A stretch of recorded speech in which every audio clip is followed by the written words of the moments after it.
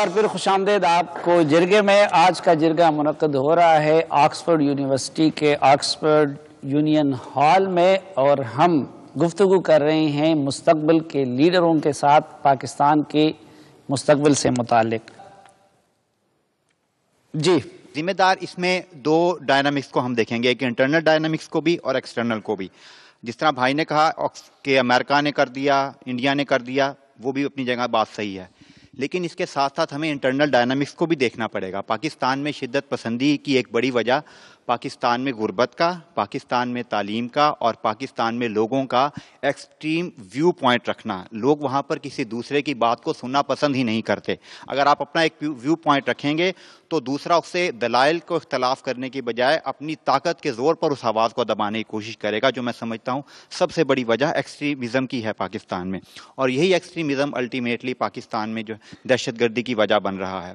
دوسری اہم وجہ یہ ہے کہ پاکستان میں جو ایکسٹرنل فورسز ہیں وہ اس چیز کو ڈیفینیٹلی ایکسپلائٹ کرتی ہیں کہ اگر پاکستان میں ایک شخص کی آواز کو دبایا جا رہا ہے اور وہ اس کو ابھارنے کے لیے غلط طریقے استعمال کرتا ہے، وائلنس استعمال کرتا ہے، جس طرح ہمارے ہاں کہا جاتا ہے بلوچ لبریشن آرمی یا دوسری جو فورسز ہیں، تو وہ اگر ان کو کوئی ایکسٹرنل سپورٹ ملے گی جو ان کو فائدہ پہنچا سکتی ہے تو وہ ایکسٹرنل سپورٹ لیں گے.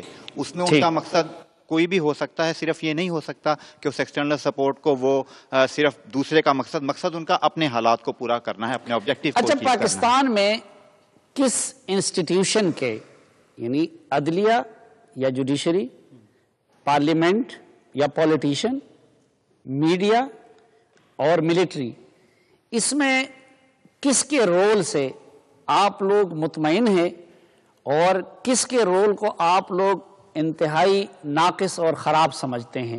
سوری، بس 1 منٹ میں آپ کے پچھلے سوال پر جانا چاہتی ہوں. کافی دلچسپ یہ بات مجھے لگی کہ ہم نے 10 منٹ کے قریب پاکستان میں ٹیررزم کی بات کی اور ملٹری فوج کا نام ایک دفعہ بھی نہیں آیا. ہم نے امریکہ کی بات کی، انڈیا کی بات کی، سوشل سرکمسٹانسز کی بات کی، لیکن کرپٹ گورنمنٹ کی بات کی، جبکہ ہمیں تھوڑا سا ہسٹری کو سمجھنا چاہیے اور اس سے سیکھنا چاہیے. اور پاکستان میں ٹیررزم کی جو ہسٹری ہے وہ ہماری فوج سے کافی حد تک لنکڈ ہے.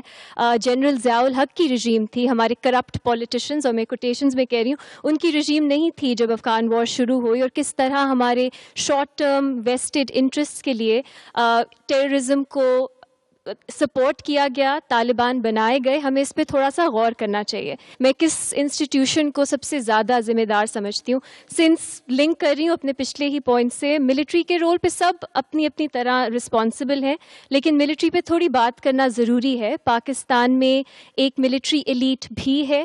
یہ جیو کے ویوز نہیں ہے، یہ میرے اپنے پوائنٹس آف ویو ہیں، so I hope that will help. لیکن میرا خیال ہے اس طرح اپنے کوئی بھی انسٹیٹیوشن سیکرڈ نہیں ہے، نہ ہی آپ کی جوڈیشری سیکرڈ ہے، نہ ہی آپ کے پولیٹیشین سیکرڈ ہیں، اور نہ ہی آپ کی ملٹری سیکرڈ ہے. ہماری فوج ہے، اور یہ عام ایک فوجی کی میں بات نہیں کر رہی، ایک ملٹری ایلیٹ ہے، جسٹ لائک پولیٹیکل ایلیٹ ہے، میڈیا ایلیٹ ہے، جوڈیشل ایلیٹ بھی ایک بن گئی ہے اب.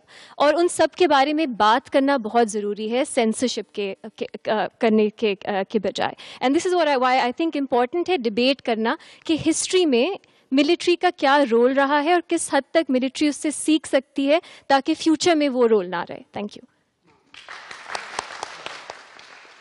میں سمجھتا ہوں ان چیزوں کو کیٹیگرائز کیا جا سکتا ہے. میں پہلے میڈیا کو اس چیز کے بارے میں میں یہ سمجھتا ہوں کہ بلیم میڈیا کو کیا جا سکتا ہے. اگر آپ چلے جائیں یہ جو پہلے اسلام آباد میں دھرنے ہوئے، آپ لگائیں گے تو وہ عمران خان کو سپورٹ کر رہے ہوں گے، آپ لگائیں گے تو وہ نواز شریف صاحب کے ساری اسپیچز دکھا رہے ہوں گے. یہ تو جمہوریت کا حسن ہے نا، اختلاف نہیں، میں دکھا رہا ہوں، میں صرف آپ کو بتا رہا ہوں، ایک فیکٹ بیان کر رہا ہوں، نہ کہ میں آپ کو اپنی دوسروں کے بارے میں. میرا ایک اپنا اوپینین ہے جو میں آپ کو ظاہر کر رہا ہوں.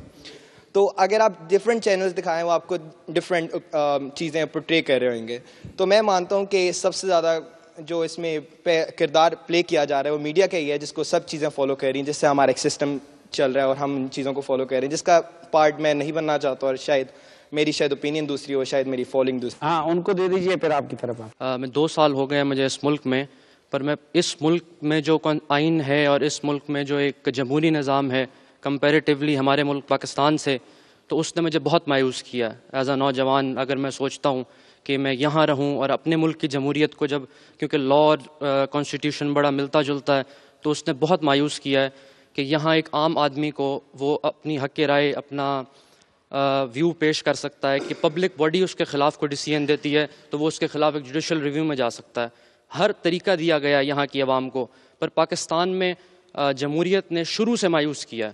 اگر آپ کہیں کہ میں ڈکٹیٹر کا سپورٹر ہوں تو آپ یہ بھی کہہ سکتے ہیں، کیونکہ آمروں کے دور میں اچھائیاں بھی ہیں برائیاں بھی ہیں، لیکن جمہوریت نے اس ملک کو میرا نہیں خیال کہ بہت کچھ دیا ہے. عام آدمی پہلے بھی رو رہا تھا، عام آدمی اب بھی رو رہا. اور اگر آپ کہیں کہ ہم جمہوریت، جی سوری، ڈکٹیٹرز نے عام آدمی کو دیا ہے. ڈکٹیٹر نے نہیں دیا تو جمہوریت کا حسن، یہ جو کہتے ہیں جی کہ جمہوریت، ہر تقریر میں پارلیمنٹ میں جی جمہوریت مضبوط ہو اور صرف آئین کی بالادستی، پر اس آئین کی کوئی بالادستی نہیں ہوتی. ایک عام آدمی جو ہے اس کو کھانا نہیں ہے. اس کی ایک وزیر اعظم، ایک سابق وزیر اعظم کا جب بیٹا اغوا ہو سکتا ہے اور وہ نہیں مل سکتا، تو میں پاکستان جا کے کیسے اپنے آپ کو سیکیور فیل کر سکتا ہوں؟ جناب، جس کا قصور ہوتا ہے یا جو سب سے زیادہ قصوروار ہوتا ہے وہ ہوتا ہے جس کی سب سے زیادہ رسپانسبلٹی ہوتی ہے. سب سے زیادہ رسپانسبلٹی ہے پارلیمنٹ کی، کیونکہ وہ ہمارے ووٹ لے کے وہاں پہنچے ہوئے ہیں جبکہ وہ ہماری نمائندگی نہیں کر رہے. تو یہ جو نظام ہے سارا، اور آپ دیکھیں کہ ایسے لوگ کیوں آ رہے ہیں، کیونکہ یہ فرسودہ نظام جو ہے ایسے لوگوں کو لا رہے اوپر. تو ہمیں پہلے یہ کویسچن کرنا چاہیے کہ کیا یہ نظام مناسب ہے جو ایسے لوگوں کو 60-70 سال سے ہمارے اوپر مسلط کیے، چاہے وہ ڈکٹیٹر ہو یا چاہے وہ کوئی پارلیمنٹیرین ہو. At the end of the day یہی سارے سیکولرسٹ ہیں جنہوں نے ہمارے ساتھ یہ حالت کی ہے، اور جو پاکستان کے حالت ہوئی ہے وہ سب کے سامنے ہے. کوئی اسلامی نظام تو آج تک نہیں آیا ملک میں جو ہم کہیں کہ یار دیکھیں یہ بڑی خراب بات ہوئی ان کے ساتھ. تو ہمارے آپشنز کھلے رکھنے چاہیے اور سوچنا چاہیے کہ ایک اوپن ڈبیٹ کرنی چاہیے کہ کیا وہ تو جرزا الحق صاحب کہتے تھے کہ میں لے آیا ہوں. وہ سب کو پتا ہے، وہ اپنی مرضی سے اگر کوئی لا بناتا ہے اور ایک ربر سٹیمپ پارلیمنٹ لگا دیتا ہے تو اس کو آپ اسلامی نظام نہیں کہہ سکتے. یہی سیکولرزم ہے انفیکٹ، جس میں لوگ اپنی مرضی سے چیزیں بناتے ہیں. تو یہ لوگوں کو سپرفیشلی چیزوں کو نہیں دیکھنا چاہیے. یہاں پہ سارے تعلیم یافتہ لوگ بیٹھے ہوئے ہیں. ہمیں اللہ تعالیٰ نے موقع دیا ہے کہ ہم باقی لوگوں سے ذرا زیادہ، شاید ہمارے پاس وقت ہے یا ذرا زیادہ پریویلیج ہے الحمدللہ، تو ہم پیچھے بیٹھ کے یہ چیزیں سوچ سکتے ہیں. ہمیں وہی گھسے پٹے یورپ کے ایکسپیرینسز نہیں دہرانے چاہیے. کیا کریں جناب؟ دیکھیں وے فارورڈ یہ ہے کہ آپ دیکھیں کہ اسلامی نظام لوگوں کے لیے چاہیے. آج جو عام آدمی ہے وہ نہیں کیئر کرتا جمہوریت کے لیے جو کہ ٹھوسا جا رہا ہے لوگوں کے منہ پہ، نہیں کیئر کرتا ڈکٹیٹرشپ کے لیے. جو قوم جمہوریت جیسے نظام کی اہل نہیں ہے، سب سلیم صافی جیسے ہیں، تو وہ اسلامی نظام لانے اور اس کو چلانے کے اہل کیسے ہو سکتے؟ اس لیے اس کا مطلب آپ یہ کہہ رہے ہیں کہ ہم جو لوگ پائے جاتے ہیں وہ اتنے برے لوگ نہیں ہیں جو کہ حضور صلی اللہ علیہ وسلم کے زمانے میں تھے، جو کہ اپنی بیٹیوں کو زندہ دفنا رہے تھے. تو کیا چیز تبدیل ہوئی؟ نظام تبدیل ہوا، اور ہمیں اس بارے میں ایک اوپن ڈبیٹ کرنی چاہیے. یہ چیز جو ہے آج کل میڈیا میں بلاکڈ ہے، کوئی اس بارے میں بولنا نہیں چاہتا، ہر کوئی کاپی پیسٹ کی پالیسی لگائے ہوئے. ڈبیٹ تو دن رات ہو رہا ہے، لیکن وہاں تو اس سسٹم کو پیش کرنے والے حضرت عمر، حضرت ابو بکر صدیق، حضرت علی، اس طرح کے لوگ تھے رضی اللہ عنہم. یہاں پہ میرے سامنے تو اس کے دعویدار مولانا فضل الرحمان اور حکیم اللہ محسود اور یہ لوگ ہیں. جناب یہ جو لوگ ہیں یہ اسلام کو ریپرزینٹ نہیں کرتے، رادر یہ لوگ سیکولرزم کو ریپرزینٹ کرتے ہیں. کون کر رہا ہے ریپرزینٹ؟ مولانا فضل الرحمان اور یہ جو آپ نے سارے نام لیے ہیں. کیونکہ ابو بکر بغدادی کر رہے ہیں، ابو اللہ محمد عمر کر رہے ہیں. یہ لوگ اسلام کو ریپرزینٹ نہیں کرتے. کون کر رہا ہے؟ اسلام کو ریپرزینٹ وہ جماعتیں کر رہی ہیں جو کہ کہہ رہی ہیں کہ بھائی حضور صلی اللہ علیہ وسلم کا نظام واپس آنا چاہیے. یہ کوئی یوٹوپین بات نہیں ہے. مولانا فضل الرحمان بھی کہتے ہیں، سمیع الحق بھی کہتے ہیں، اسی نظام کے تحت کہ ان کا نظام واپس زبانی حد تک تو ہے، لیکن مجھے آپ کو بتانا ہوگا کہ کون ریپرزینٹ کر رہا ہے. اسی نظام کے تحت جو کہ اس نظام کے تھرو چینج لائے، وہ آپ نے جماعت اسلامی کا حال دیکھ لیا. اسلام کا نام لے کے وہی تاریخی سیاست آپ نے ابھی ہم ڈسکشن ہو رہی تھی ہماری میڈیا کمیٹی میں کہ کوئی فرق نہیں ہے جماعت اسلامی میں، پیپلز پارٹی میں وہی زرداری صاحب کے ساتھ کھڑے ہوئے تھے. تو اگر آپ ان کا لیسٹ کامن ڈینومینیٹر نکالیں گے تو وہ ایک ہی بات ہے. ایک بندہ داڑھی بڑھا کے پگڑی پہن کے وہ بات کر رہا ہے، دوسرا بندہ کلین شیو ہو کے وہی بات کر رہا ہے. یہی میں وہ پیچھے اکنامک جسٹس بھی ایک چیز ہوتی ہے. 5-4 گواہ چاہیے چوری کا الزام لگانے کے لیے ہاتھ کاٹنے پہ 2000 روپے کے 4 گواہ مل سکتے ہیں ہمارے ملک میں. اور اس کی وجہ یہی ہے کہ غربت ہے. تو صرف جب آپ اسلامی نظام لاء کے اندر لانا چاہتے ہیں اور اکنامک جسٹس اور باقی سوشل جسٹس کا نام ہی نہیں لیتے, وہ زیادہ نقصان دہ ہے. جی بہن. کون سا نظام, یہ سوال بعد میں آتا ہے. پہلی بات یہ ہونی چاہیے کہ جو ہمارا موجودہ نظام ہے کیا ہم اس کو امپلیمنٹ کر رہے ہیں, اور اس کی لحاظ سے میرا خیال ہے کہ سب سے بڑی ہماری جو ذمہ دار ہے جو آج کا ہمارا حال ہے اس کی, وہ ہے عدلیہ. کیونکہ جب تک عدلیہ انڈیپینڈنٹ اور مضبوط نہیں ہوتی تو تب تک ہمارے مسئلے جنگل کا قانون یہ راج رہے گا. میں اگر واپس نہیں جانا چاہتی تو کیوں, تو اس کی سب سے بڑی وجہ یہی ہے کہ کیا مجھے یہ گارنٹی یا چلیں اطمینان ہی دلا دیں کہ میں کیا بلا خوف و خطر اپنے کام پہ جا کے زندہ سلامت واپس گھر آ سکتی ہوں کراچی کے حالات میں. اور آئی تھنک اور اگر یہ کیونکہ آپ کے ماں باپ بہن بھائی جو ادھر ہے تو ان کو آپ یہ ضمانت دے سکتی ہیں؟ بالکل نہیں. اور کیونکہ اور اس یہی وجہ ہے میں پاکستان, یا تو ان کو بھی ادھر لانا ہوگا یا پھر آپ کو بھی ادھر جانا ہوگا. تو وہ لوگ سب اسی لیے جو ہے پاکستان سے جو ہے باہر نکلنے کے لیے پر تول رہے ہیں کیونکہ انہیں وہاں پہ کسی چیز کی حفاظت یا وہ نہیں ہے. اگر اس ملک کے جہاں پہ ہم بیٹھے ہوئے ہیں اس کے آپ جیسے قابل پڑھے لکھے مخلص دیانتدار لوگ ذہن والے, یہ اس وقت کسی زمانے میں برطانیہ بھی ان مراحل سے گزرا تھا, خانہ جنگیوں سے بھی گزرا تھا. اگر اس وقت وہ جا کے دنیا کے کسی پرامن ملک میں رہتے جہاں امن ہوتا اور خود یہاں پہ قربانی نہ دیتے, کنٹریبیوٹ نہ کرتے, تو آج برطانیہ یہ بن سکتا تھا؟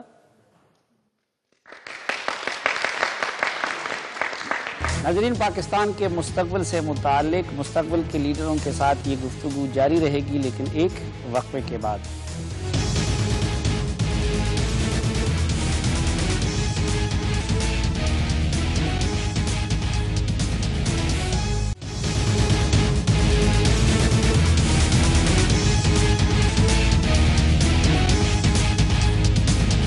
ایک بار پھر آپ کو خوش آمدید آج کے اسپیشل جرگے میں, اور ہم بات کر رہے ہیں آکسفورڈ یونیورسٹی میں یہاں پڑھنے والے پاکستانی طالب علموں کے ساتھ پاکستان کے مستقبل سے متعلق. جی, میرے خیال میں جو ساری یہاں بات ہو رہی ہے اس میں ایک اور بنیادی بات جو ہمیں ذہن میں رکھنی پڑے گی وہ یہ بھی ہے کہ پڑھے لکھے کی بہت زیادہ بات جو یہاں بار بار ہوتی ہے, تھوڑا سا ایک کیٹیگری کو ضرورت سے زیادہ بھی ہم اپنے ذہن پہ طاری کر لیتے ہیں کہ پڑھے لکھا اٹ سیلف ہونا جو ہے وہ اس چیز کی گارنٹی ہے کہ آپ پالیٹکس کر سکتے ہیں, آپ لوگوں کے ساتھ جڑ سکتے ہیں اور لوگوں کو اکٹھا کر کے ایک بہتر مستقبل لوگوں کو دے سکتے ہیں.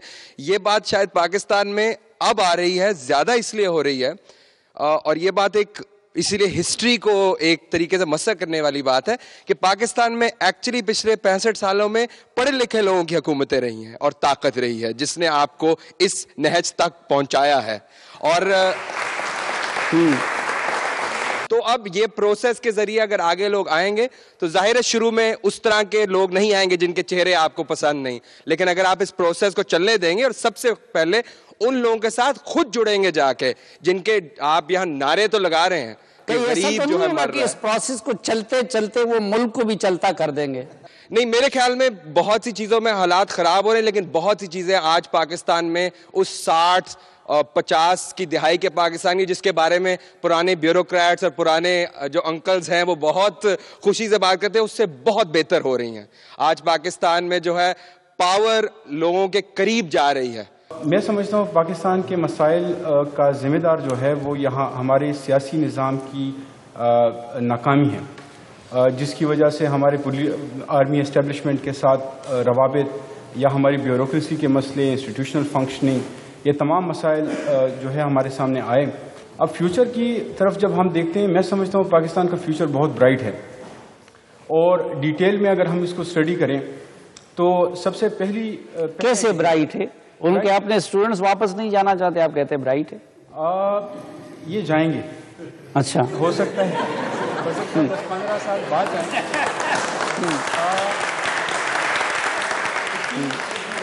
جی بریفلی. بنیادی نقطہ ہے جو کہ پاکستان ابھی تک 65 سالوں میں حل نہیں کر پایا, اور وہ یہ ہے کہ پاکستان میں طرز حکمرانی اور حکمرانی کا میکنزم کیا ہوگا. ایک بڑا بنیادی سا سوال ہے کہ ہو رولز اینڈ ہاؤ, اور جب تک یہ بنیادی سوال کا ہم جواب تلاش نہیں کر لیتے اس وقت تک آگے بڑھنا ممکن نہیں ہے. اس میں اسپیشلی پاکستان ایک ایسا ملک ہے کہ جس میں بہت ڈائیورسٹی ہے. آپ خیبر سے لے کے گوادر تک بہت ڈائیورسٹی ہے. یہ کوئی مڈل ایسٹ یا کوئی یورپ کا ایک ملک نہیں ہے کہ جس میں ہوموجینٹی اور سب ایک ہی طرح کے لوگ ہوں. تو اس طرح کے ملک میں as a student of political science یہ بہت ضروری ہے کہ جو اجتماعی فیصلے کیے جائیں وہ اس میں ایک کلیکٹیو وزڈم جو ہے وہ بروئے کار لایا جائے. میں بریفلی مجھے جواب دے, آپ میں سے کوئی ایسا ہے جو کہ میاں نواز شریف صاحب کے طرز حکمرانی سے مطمئن ہو؟ جب بھی کوئی گورنمنٹ آتی ہے ہم پہلے کے بعد دوسرے دن یقیناً اس کو ہٹانے کی فکر میں لگ جاتے ہیں, بے شک دھرنے ہوں بے شک کچھ ہو. اس کے بعد یہ ہے کہ دیکھیں ابھی 1 سال ہوا ہے, کچھ موقع تو دیا جائے. میاں نواز شریف صاحب کی حکومت ہو یا شہباز شریف صاحب کی پنجاب میں گورنمنٹ ہو, ہم کہتے ہیں کہ جی یہ امیر لوگ ہیں, یہ غریبوں تک نہیں جاتے. لیکن جب وہ غریب کے پاس جاتے ہیں, جب ایک غریب اسٹوڈنٹ کو لیپ ٹاپ دیا جاتا ہے اور جب ایک حکمران جا کے سیلاب کے اندر گھٹنوں کے اندر پانی میں کھڑا کیا جاتا ہے تو اس کو شوبازی کہا جاتا ہے. لیکن اگر وہ نہیں جاتا تو وہ کہتے ہیں کہ وہ نہیں جائیں گے. ٹھیک ہے. اچھا بے شک میرے دوست میرے تمام دوست میرے ساتھ نہ ہو, لیکن کم سے کم گورنمنٹ کو موقع ضرور دیا جائے. ہاں موقع دے دیں گے, ٹھیک ہے. اچھا اب ایک اور سوال, آپ میں سے کون ہے جی جو بلاول زرداری صاحب سے یا خود زرداری صاحب سے ان کو حسن ظن ہے کہ وہ شاید کوئی بہتر چینج لا سکتے ہیں؟ جی اچھا, تین بندے, کوئی اور ہے؟ میں یہ کہنا چاہوں گی کہ ہر بندہ کسی نہ کسی جو ہے ہر بھی ڈپارٹمنٹ کسی نہ کسی طریقے سے ذمہ دار ہے. ہم سب کچھ پھر وہی کہ ایک جو ہے نہیں کہہ سکتے. Thank you. ضروری نہیں کہ یہ اسی طرز پہ چلیں جن پہ ان کے والد صاحب چلتے تھے یا آصف علی صاحب چلتے تھے. میں سمجھتا ہوں کہ یہ کچھ ایسے ینگسٹر کو سامنے لا سکتے ہیں جو کہ سندھ کے لیے اور ملک کے لیے کچھ کر سکتے ہیں. لوگ ہنس رہے ہیں لیکن میرے خیال میں اگر آپ کا کوئی لیڈر, پچھلے دنوں بلاول صاحب یہاں پہ آئے ہوئے تھے, انڈے پھینکتے ہیں اس پہ. میرا کوئی تعلق نہیں بلاول صاحب سے, لیکن آپ کیا دے رہے ہیں انٹرنیشنل میڈیا میں, آپ کیا امپریشن چھوڑ رہے ہیں کہ آپ اپنے ملک کے لیڈروں کو اس طرح کرتے ہیں. اگر انڈیا میں نیو یارک کا پریزیڈنٹ جاتا ہے, وہ پوری نیو یارک کی جو پاکستان کمیونٹی ہے وہ ان کے سامنے کھڑی جاتی ہے کہ ہمارے پرائم منسٹر آئے ہیں. اور اگر آپ کا لیڈر یہاں پہ آتا ہے کشمیر کے لیے, اگر آپ کے لیے آواز اونچی کرتا ہے تو آپ انڈے پھینکتے ہیں. یہ سوچ ہے پاکستانیوں کی سر, یہ سوچ ہے پاکستانیوں کی. اچھا اب ایک اور سوال, آپ تشریف رکھیے.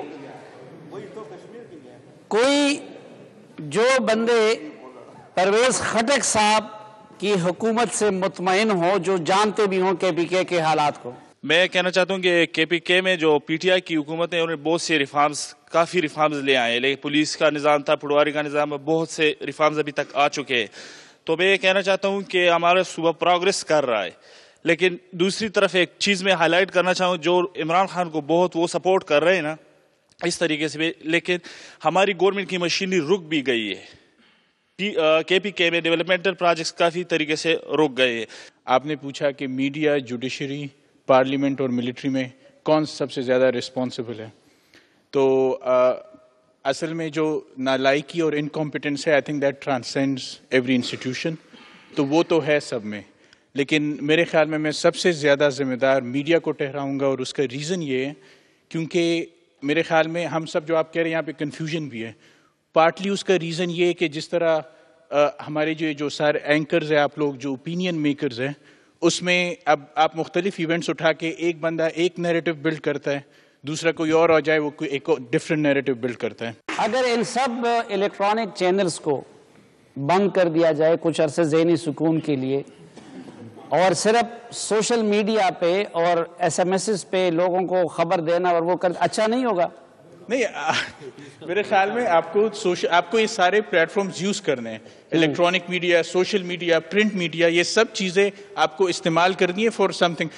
جو آپ یہ توقع رکھتے ہیں کہ ہم کبھی سدھر سکتے ہیں میڈیا والے؟ میرے خیال میں ابھی میرے خیال میں ایجوکیشن کی کافی ضرورت ہے, اینکرز میں بھی, ود ڈیو ریسپیکٹ, کیونکہ جو ایتھکس وغیرہ ہے مجھے نہیں لگتا وہ اتنی میچیور ہوئی ہے. کوئی بھی آ جاتا ہے سامنے, مطلب ہر ایک پتہ نہیں چلتا کویسچن کس طرح کرنا, کہاں پہ آپ کی مطلب پبلک سپیس ختم ہوتی ہے, پرائیویٹ سپیس شروع ہوتی ہے, وہ چیزیں بھی بالکل آبویس. آپ سب کے شکریہ کے ساتھ اور جس خوبصورتی کے ساتھ آپ نے اس پروگرام میں اپنے اپنے خیالات کا اظہار کیا اور سب سے بڑھ کے یہ کہ ہمیں اور ہمارے دیکھنے والوں کو یہ موقع فراہم کیا، اس سب کے لیے میں مشکور ہوں آپ سب کا۔ آپ کا پیغام یقیناً پاکستانی حکمرانوں تک، پاکستانی لیڈروں تک اور جیو نیوز کے ویور تک پہنچ گیا ہوگا۔ میں مستقبل کے ان لیڈروں کے نام، مستقبل کے ان قائدین کے نام اس درخواست کے ساتھ کہ میری اس بہن سمیت یہ تمام واپس آئیں گے اپنے ملک میں، اپنے ملک کی خدمت کریں گے، اپنے ملک کی قیادت سنبھالیں گے، اور جن جن خامیوں کا انہوں نے ذکر کیا ان خامیوں کو پاکستانی سیاست سے، پاکستانی سماج سے، پاکستانی صحافت سے نکالنے کی کوشش کریں گے۔ میں ان کے نام اپنا پیغام تو نہیں بلکہ اقبال کا یہ پیغام دے کے اجازت لے رہا ہوں کہ کیوں چمن میں بے صدا مثل رمے شبنم ہے تو، لب کشا ہو جا سرود بربت عالم ہے تو، وائے نادانی کہ تو محتاج ساقی ہو گیا، میں بھی تو، مینا بھی تو، ساقی بھی تو، محفل بھی تو، کانپتا ہے دل تیرا اندیشہی طوفان سے کیا، ناخدا تو، بحر تو، کشتی بھی تو، ساحل بھی تو، پاکستان